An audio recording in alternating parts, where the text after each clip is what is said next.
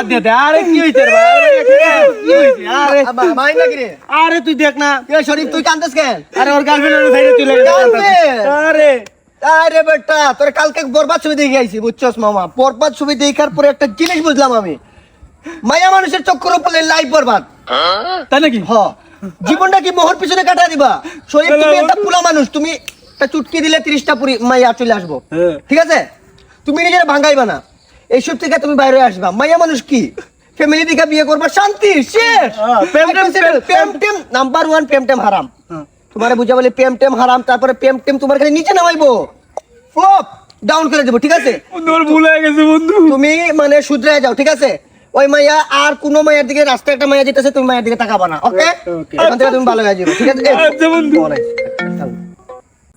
Hello baby, আচ্ছা কালকে আমরা আবার বরবাদ ছবি দেখবো।